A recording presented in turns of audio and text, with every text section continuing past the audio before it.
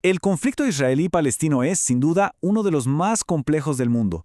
Pero, ¿cuáles son sus verdaderas raíces? ¿Qué es lo que está en el fondo de todo? Bueno, para entenderlo mejor, hay que ver 5 elementos que son, digamos, el corazón del asunto. Vamos a desglosarlos uno por uno. Muy bien, este será nuestro recorrido. Primero, la lucha por el territorio. Luego, nos metemos de lleno en Jerusalén. Después, algo fundamental, seguridad contra supervivencia. De ahí vamos a las historias, a las narrativas que lo explican todo, y cerramos con el ciclo de miedo que de alguna manera lo mantiene todo atascado. Empecemos por lo más básico, lo más tangible, la tierra. La disputa por el control de esa franja entre el río Jordán y el mar Mediterráneo. Ambos pueblos reclaman el derecho a gobernarse a sí mismos, a tener su propio estado en este mismo lugar. Y miren este número, 157. ¿Qué es? Es la cantidad de países miembros de la ONU que para finales del 2025 reconocen oficialmente al Estado de Palestina. Eso es más del 80% del mundo.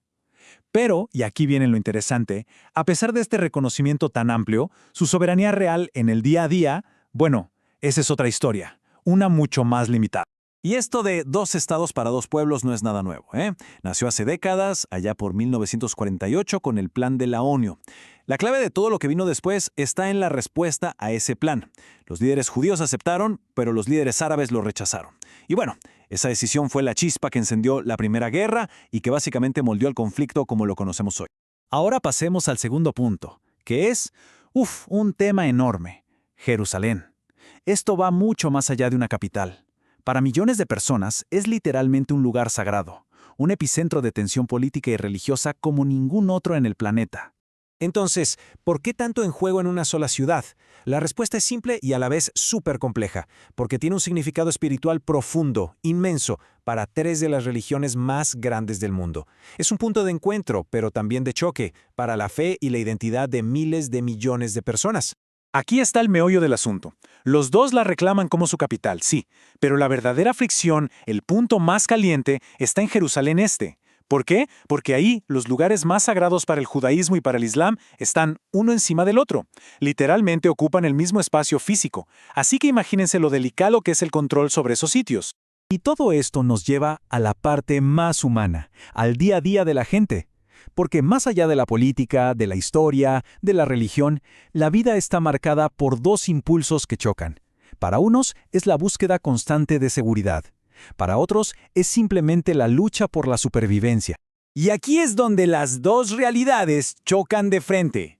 Lo que un lado ve como una medida de seguridad absolutamente necesaria, indispensable para proteger a su gente, el otro lado lo vive como una amenaza directa a su existencia, a su desarrollo, a su futuro. Son dos perspectivas que, hoy por hoy, parecen totalmente irreconciliables. Bueno, y para entender por qué es tan difícil encontrar un punto medio, hay que ir más profundo.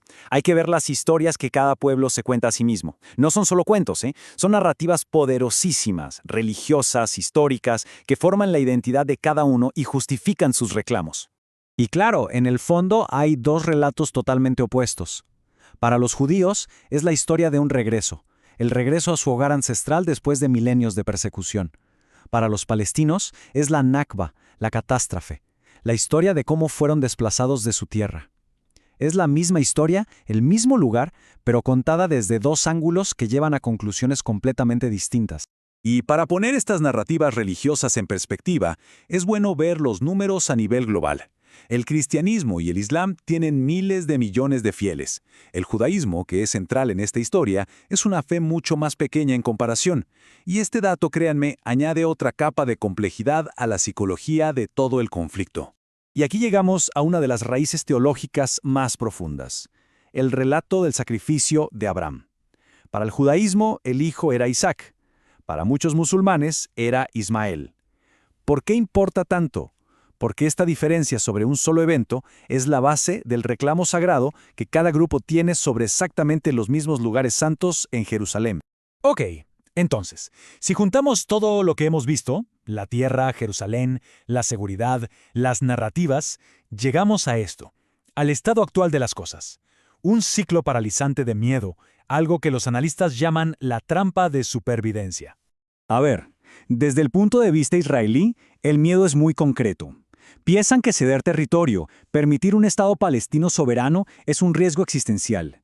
El temor es que ese nuevo Estado se convierta en una base para grupos armados que abiertamente buscan la destrucción de Israel. Y del otro lado, el miedo palestino es igual de real.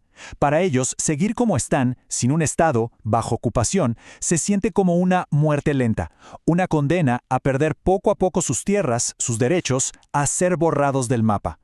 Entonces, ¿cómo se sale de esto? Si cada lado siente que su propia existencia está en juego, ¿cómo se puede avanzar? Entender esta trampa de supervivencia es quizá el primer paso. Es un círculo vicioso terrible, donde el miedo de uno alimenta directamente el miedo del otro. Y así, el ciclo continúa.